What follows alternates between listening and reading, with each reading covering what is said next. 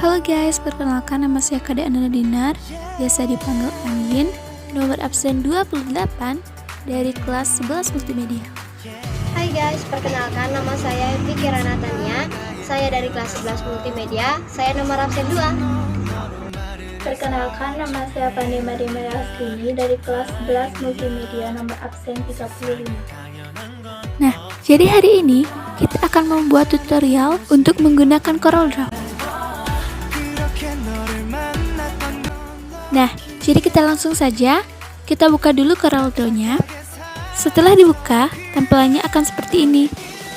Pertama-tama, kita harus membuat halaman terlebih dahulu. Caranya cukup mudah, dengan mengklik file di pojok kiri atas, lalu pilih New. Nah, pertama-tama kita bahas set tool ini. Set tool ini berfungsi untuk merubah garis atau suatu objek. Nah, contohnya seperti ini. Kita klik dulu set tool-nya, lalu kita buat garis.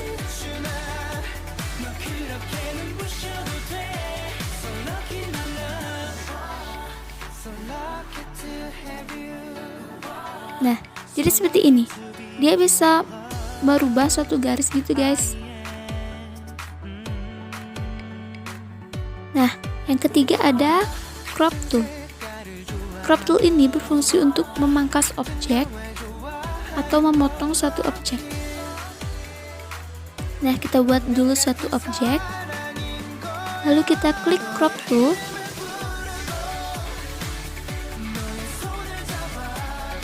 Nah, setelah ini lalu kita tekan enter. Nah, jadi ini hasilnya. Yang keempat ada zoom tool. Kita klik terlebih dahulu tool zoom, lalu klik pada kanvas. Zoom tool ini berfungsi untuk memperbesar suatu gambar. Selanjutnya ada freehand tool.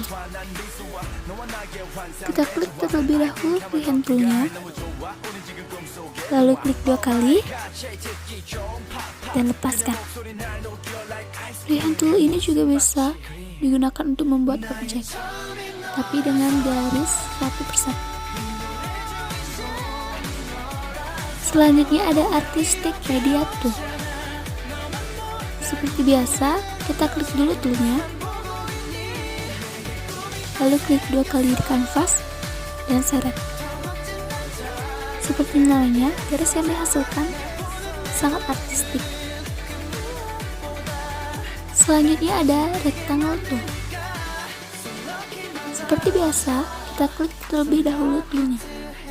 Lalu klik 2 kali pada kanvas, tarik, tahan, dan lepaskan. Selanjutnya ada ellipse tool. Klik terlebih dahulu toolnya. Sama seperti membuat rectangle tool, kita klik 2 kali pada kanvas, tarik, lalu lepaskan. Sekarang kita masuk ke polygon tool. Klik terlebih dahulu toolnya, klik 2 kali pada kanvas, tarik dan lepaskan. Sama seperti membuat rectangle tool dan ellipse tool. Selanjutnya ada text tool. Seperti namanya, text tool ini berfungsi untuk membuat teks.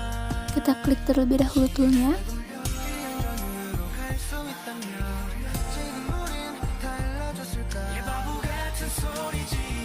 lalu kita ketik teksnya. Nah, contohnya seperti ini. Selanjutnya ada parallel dimension tool. Seperti biasa, kita klik terlebih dahulu toolnya, lalu klik 2 kali pada kanvas, tarik. Sebenarnya ini agak sama seperti freehand, tapi bedanya ini itu ada ukuran gitu. Ini itu berfungsi untuk mengukur panjang suatu objek atau ketinggian juga bisa. Selanjutnya ada straight connector tool. Cara menggunakannya sama seperti freehand. Sekarang ada drop shadow tool. Setelah mengklik toolnya, kita klik objeknya. Setelah diklik itu akan ada kayak bayangan gitu. Nah, jadi ini fungsinya untuk membuat bayangan di suatu objek supaya objek tersebut terlihat lebih nyata.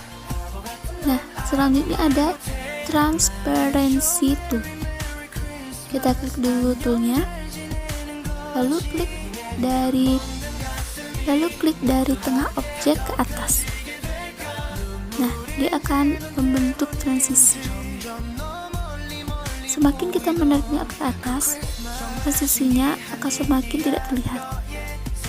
Tapi semakin kita menariknya ke bawah, transisinya akan semakin terlihat.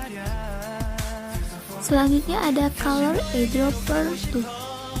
Jadi kita harus membuat objek terlebih dahulu, lalu klik toolnya, klik objek 1, lalu klik objek 2.